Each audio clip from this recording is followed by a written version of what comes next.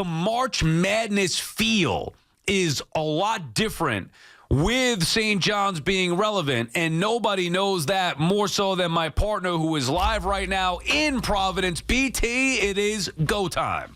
I mean, come on. I've been waiting 25 minutes for this. I got to wait 2-3 more minutes to get on the air. Let's go, Sally boy. Who's ready, man? Yeah, well, I'm ready, that's for sure. What's happening? We're trying to get you up here. I'm trying to fill for the 4 minutes in Providence. Obviously, you're doing it from there. So, yeah, I mean, this, BT, it doesn't matter what had happened prior. I don't know how much you heard just there of me filling to start the show before we got you ready. But what happened prior doesn't mean anything now. It's go time, and this team needs to make their mark now in the NCAA tournament starting tonight. I'm with you, man. Listen, all the stories have been written. I've communicated this. Everybody's talked about this, where they were to where they are. That story right now is over.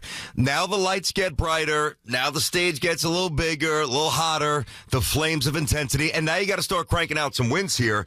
And, yeah, I do think that there was a point in time, and it really was written a lot during the story. Hold on, I'm just trying to fix something with my ear. I'm just going through it. It's, okay. You should see what I'm going through here, man. You should see what I'm going through. Watching Hop and Dove panicking behind the other side. Dude, by the way, I told one of the engineers, and they were great, and they were really trying to help. It was just, listen, it's radio, things happen, it's all good. I told the guy, I said, if there was a gun pointed to my head, I could not get myself on the air. I couldn't hit a button and get myself on the air if my life depended on it. So I appreciate them doing that. But no, listen, just to continue the thought, when, Rick's hired, and then he said what he said, St. John's will be back. St. John's will be back in a big way. I guarantee it. And then people jumped in, and then the first year was good. I think they got a little hosed in the NCAA tournament, not getting into year, but that's okay. They didn't get in. And then this year started, and it was like, okay, year two with Rick generally pops, whether it's Providence, whether it's Kentucky, whether everywhere he's been, even the Knicks, as it's been well chronicled. So there was this great anticipation. Okay, this is the biggest test. Here's a school that's been down forever, that really has had budgetary restraints and a multitude of issues. 5 coaches basically this century, multiple athletic directors, multiple university presidents, which is always the thread for a basketball school without a football budget. And would they find their way? And I think most of the season, and I don't mean the diehards, I mean those kind of popping in. They're like, wow, okay, this team's good. They play hard, but can they shoot well enough? Oh, well, this team's a little better than I thought, but can they beat some good teams? Oh, wow, this team is really good, but now can they win a couple of games in the big dance? And it's go time. It is now time to show everybody that there's no doubt St. John's is one of the best teams in the country. Means nothing tonight. Means nothing when you actually, throw the ball. Omaha doesn't care about St. John's plight this century. And I'll tell you what, Kansas and Arkansas, if St. John's wins tonight and moves on, they won't care about St. John's plight this year. But I'll tell you this, I did bump into Rick Pitino in the restaurant in the hotel last night, him and his staff. And they were just kind of, doing some whatever last-minute strategy, and I was picking up some food. I didn't want to bother them, but they wound up kind of engaging me. So I'm like, okay, I'm not infringing on what they're trying to do. I can hang for a little bit. And I got to tell you, there was a confidence and a calmness and a focus.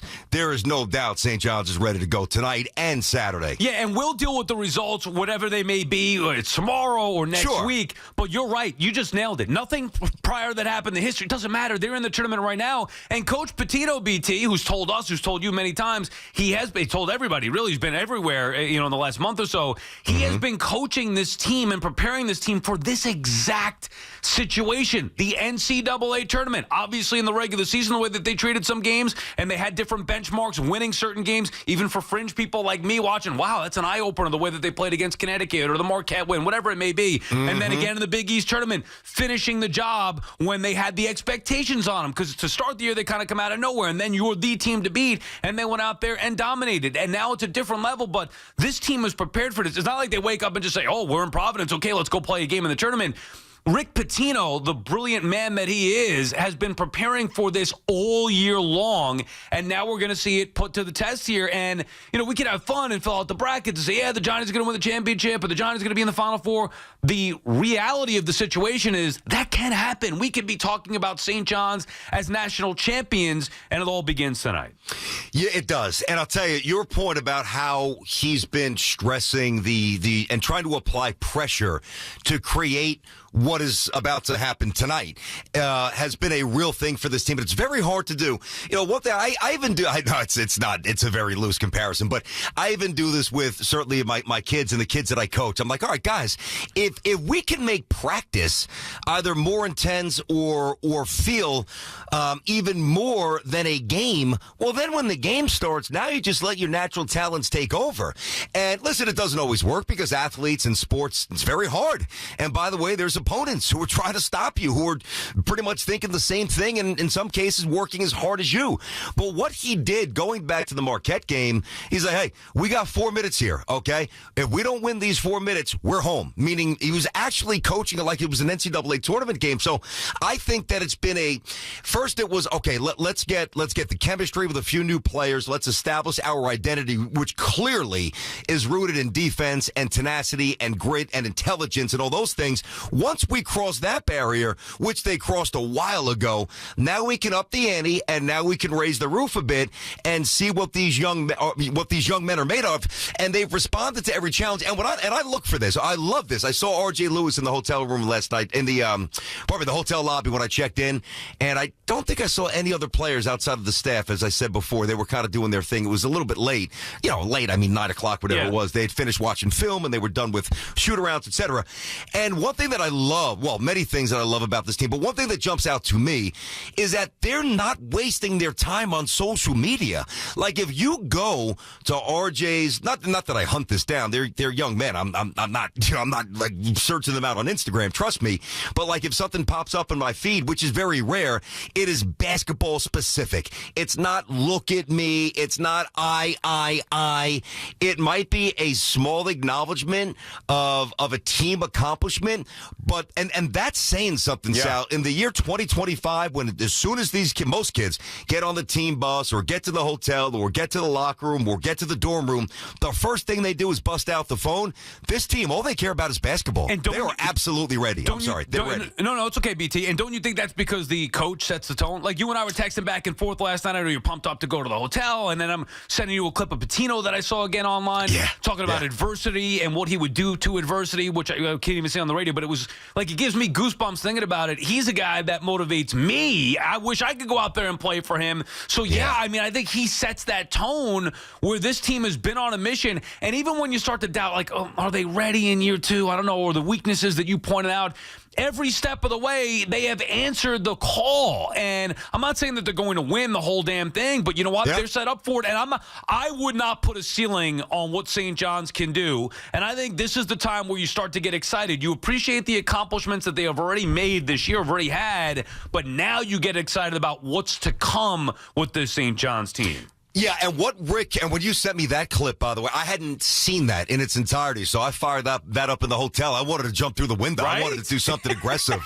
That was awesome. That was a good find on your part. That was money. You know what he's done too, Sal, and I don't know if this is necessarily his intention, but with him, I would doubt that everything's calculated in a good way. So I'm sure this was measured somehow. Because he's so out there with us, all the news outlets, obviously Fallon, McAfee the other day, you name it, he's there, right?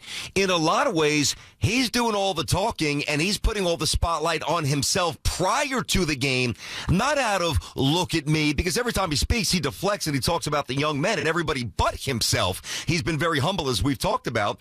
But I think that frees up the players and allows the players to just focus on the job at hand. And, let's not be foolish here. It's a job. When you're getting paid hundreds of, not every kid, but hundreds of thousands, in some cases near $1 million, certainly upwards of $500,000, this is a full-time job. I'll give you this. So I told you, Mick was texting me yesterday when I was with you in studio. Okay.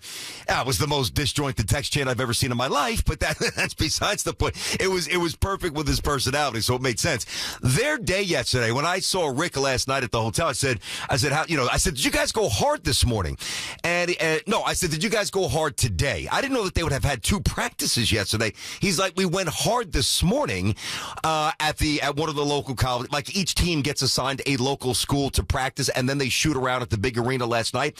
So they had a morning practice where they ran through their sets and hard screens and practice.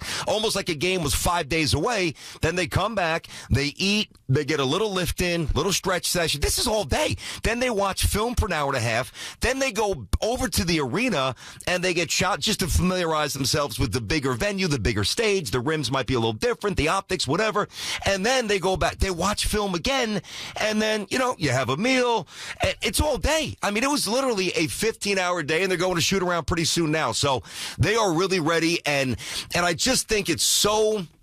Like, there's so much in front of them, and it's easy. Like, I bumped the St. John's fans are here already, by the way. I should say that. I see a lot of red, and I got in around 9:30 last night. I would think that it's very, like, the question that I get asked the most around here, even at the Garden, hey, can they get to the Final Four? Right. Well, and my answer is they could, but my next thing is that's not tonight. That's not Saturday. That's not even next week. Next week is the Sweet 16. Focus on the now, because if you don't, you could trip up. And one thing about this team, I don't know how they'll shoot. I'm not guaranteeing wins. I can promise you, if they lose, when they lose, it won't be because they're not focused. They're ready. See, the reason why I think it's okay to think about the Final Four, and you're right, like, you want to enjoy the moment, enjoy the run, and it all begins tonight. But anything's possible with this team. And also, BT, coming into the NCAA tournament, like, they may be better next year. Like, maybe they go further in the NCAA tournament. I don't know. What time will tell.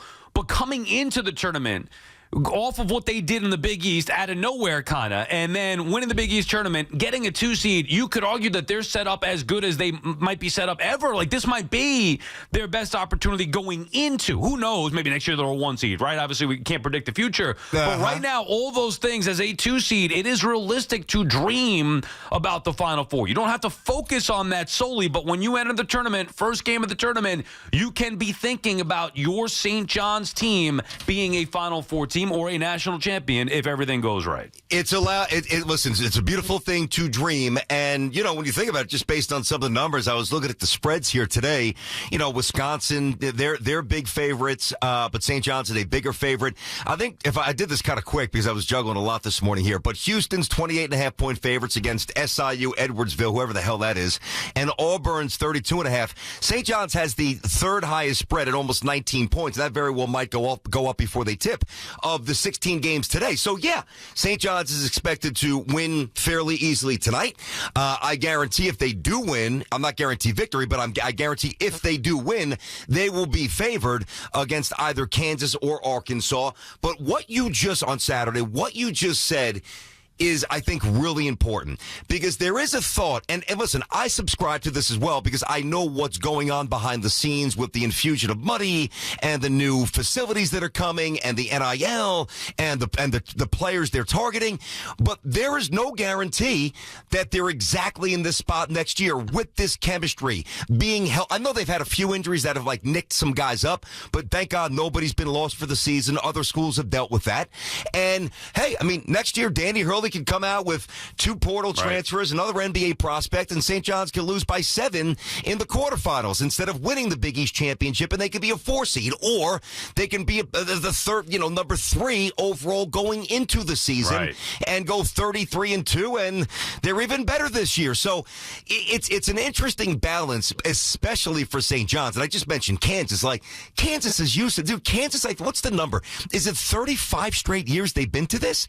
Like, for coming here to them is like getting a car wash. Coming here for St. John's fans is like walking into a Cadillac showroom and buying a $100,000 car. It's big. Like, it means something. This doesn't happen too often.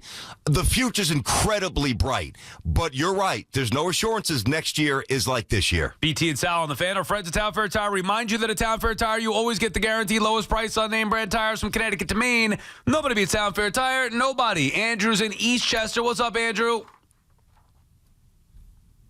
Andrew? Okay. Charlie's in Bethpage. What's up, Charlie? Hey, Charles. Oh, boys, there's nothing like this. Johnny's basketball, and I'm fired up, baby. This is like the 80s all over again, and nothing is better when St. John's basketball is rocking in New York. And I am pumped for the game tonight, and this is like 1985. I was 20. Now I'm 60. I wish I could fit into my Redman clothes. I am so pumped for the game. And Rick Pitino, he just shows you what he can do. He's not doing it with the three-point game no more like he's done before. He is an unbelievable coach. The defense, and they are going to lead us, and one game at a time. But I'm telling you right now, I am so pumped for New York and St. John's University and their basketball program, and I'm going to enjoy every minute of it. This As is you great. should. And I Yeah. you guys later. That's awesome. You know what I want to tell you, Sal? Good call there, Charlie. Appreciate it, buddy. So I've probably been up here over the years. I had it 9 or 10 times, doing St. John's Providence, and we always stay at the Omni Hotel, which is really nice. It's connected right to the arena. So you just go a little walkway. You don't even walk outside. And I'm usually up here in the winter, snow and sleet, so it's pretty convenient. And it's a really nice hotel. We're not in the Omni. We weren't assigned the Omni here. We're at the Graduate, right, which is basically right across the street. The last time they stayed at the Graduate, and I bumped into an old-timer last night who's still working in the athletic department. This is where Louis used to stay. Louis never stayed at the Omni, and everything changed. Like when I was told when Jarvis came in, he didn't like this. I love this hotel. He went back to the Omni, I guess. But this is where Lou Cartasecca, Mullins, and Jacksons, and Berries, and all the names that we've said a million times. This is where they used to stay. So it's pretty cool synergy. Yeah, now we're looking forward to seeing if they could look like those teams did when they get the thing underway tonight, whatever time that game ends up tipping. I know it's supposed to start at 9:45. It probably will go later. Let's get into the matchup itself. Not that we need to break it down specifically, BT, when we come back, but I want to see what insight you have, how they match up here. Not just with Omaha, but potentially the next round as well. We'll continue with the calls. A big day here in New York. Not only March Madness, but the Johnnies get underway as a 2 seed in the NCAA tournament. Something just feels right about it. BT and Sal on the Fan.